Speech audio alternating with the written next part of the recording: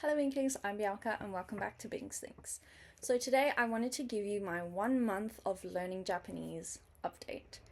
So if you are not aware, I am going to be going to Japan next year. So I am attempting to learn as much Japanese as I can in 6 months. And hopefully I'll continue with this after my trip as well. It's one of my dreams to go to Japan, so I'm super duper excited for that. I've got a travel journal that I want to use, and yeah, it's just going to be a great time. I'm going with my partner, and he's sharing his own journey. He's learning Japanese with me, so we are doing some things together. And the reason that we're going is for the Budokan, which is a martial arts demonstration in Japan, and he is a black belt in Japanese Jiu-Jitsu. So he is also sharing his 6-month journey preparing for this. So he's sharing his workouts and his Japanese. So if you'd like to follow him, I will link all of that down below. I've had a great time watching his journey so far. But let's get into my own progress with Japanese. Luckily, I don't need to learn any martial arts, so that's great. So if you have watched my previous video where I talked about why I failed learning Japanese the last time I tried, you will know that initially I did try to learn a bit of hiragana before, but I took too much on and then I burnt myself out. So this time around I am taking a more gradual approach, and I am trying to spend time on Japanese every day, or at least every other day, but most definitely every single week learning Japanese. My goal is for around 15 minutes a day just to get the basic habit down and practicing. So first thing I did was purchase the beginner's course from Japanese with Amy, which has been really great, especially with developing the habit of studying. So that is a really, really great thing. It did take me a little bit longer than 4 weeks to do the first 4 weeks. I am a high school teacher, so that does take a lot of my mental load sometimes, and I can't always concentrate on getting new information in. So I did have to spread it out a little bit longer, but that's okay. And I do have to say that it has been such a great achievement to know that I was able to complete the first 4 weeks, and I have retained a lot of the things that she has talked about, so that's awesome. I do think I need to implement a revision day to go over all of the things I've done during the week, so that's something I'm considering for this month. Another thing, I did find it a bit challenging learning the hiragana using her method. She just lists out the hiragana, which is one of the Japanese alphabets if you're not familiar with it. She lists them out and then you practice writing them, but she doesn't explain the sound when she does that, so she expects you to go to the chart and look it up, and I didn't find that working well for me. So I previously found another resource called Tofugu, which is a great website which teaches you how to read hiragana and katakana, and I think a bit of kanji and some other things about Japanese. So I decided to use that resource primarily to help me learn the hiragana, and that worked so well for me.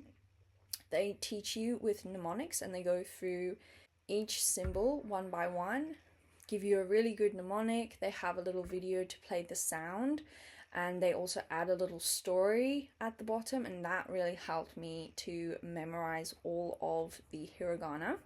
And I currently know and can read all of the basic hiragana.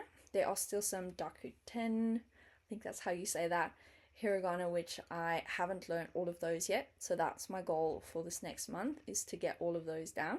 Other than that, I've really been enjoying Amy's lessons. She has videos for a lot of her lessons and then activities to go along with it. So I learn really well by listening. So the videos have been a great help for me personally. My partner, on the other hand, he's not a video person, so he prefers reading the PDFs. So we've been doing that together and it's been working well. I like all of the things that she's been introducing, like the numbers, talking about how to ask where people are from, nationality, phone numbers, so all of the basics. So that's been really great. I think I need to practice that a lot more speaking though. So we need to make a bit more time for speaking practice if we're going to remember everything. But yeah, overall, really proud that I know all of the basic hiragana right now and a few words here and there, and I can actually read the words even if I don't understand all of them. So that's a big win, and I feel like I can actually do this and make progress. One slight annoying thing that I found was impacting my progress is in the course, she doesn't have all of the PDFs at the beginning of the week or the course. They are all separated according to the days, and she releases it week by week, so you don't have access to everything in one go.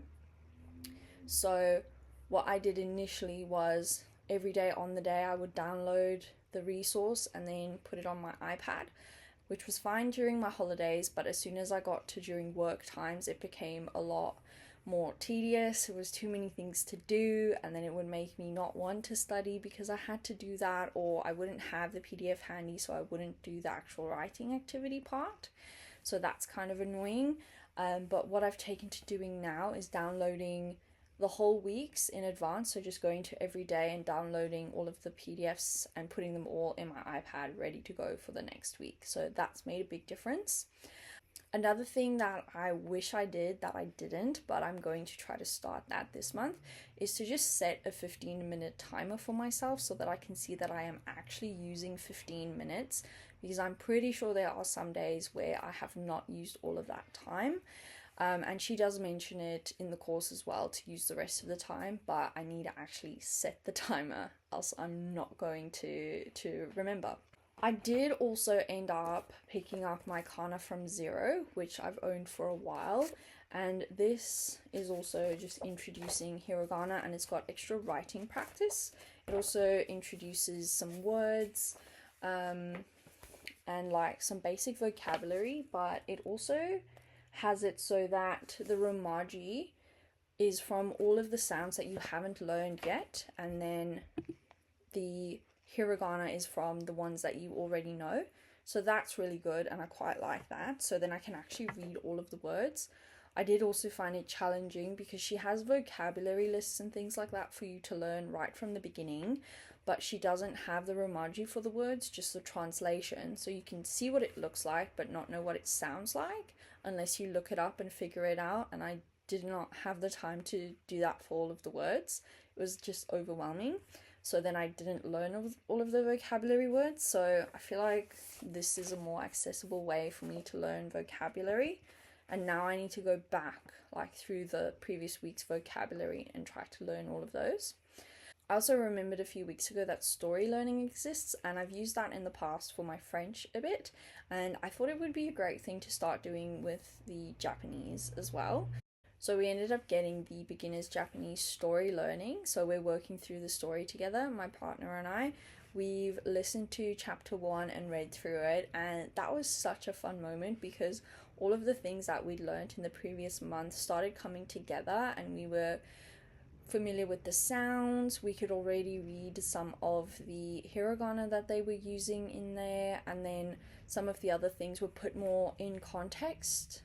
So things like asking for your phone number and talking about nationalities, what Amy had explained in her course was put in a story, and then that was so fun seeing the two come together, and we actually were able to understand a large chunk of that story, which was really rewarding. So definitely going to continue doing that. So yeah, those are my 4 main resources that I'm using: Japanese with Amy, story learning, Kana from Zero, and the Tofugu website. I don't think that I could have learned as much as I did just using the one resource. Definitely need to practice all the 4 things. When it comes to language learning, I guess it's a little bit more than 4 things because we have reading, writing, speaking, listening, and grammar and vocabulary. So all of those things, trying to find a balance with practicing all of those. So yeah, that is my 1 month update. Hopefully next month I will know a lot more of the hiragana, the other set and then maybe start katakana. I know that Zach has started katakana already, so he's ahead of me. This is such an exciting journey. Thank you for joining me. I hope you enjoyed watching this video. If you did, leave a sakura, a cherry blossom emoji in the comments below, or something else Japanese related. Let me know if you can speak Japanese, how many languages you speak, do you have a passion for languages? Let's start a discussion. Thank you so much for watching. Keep thinking, Inklings. Bye!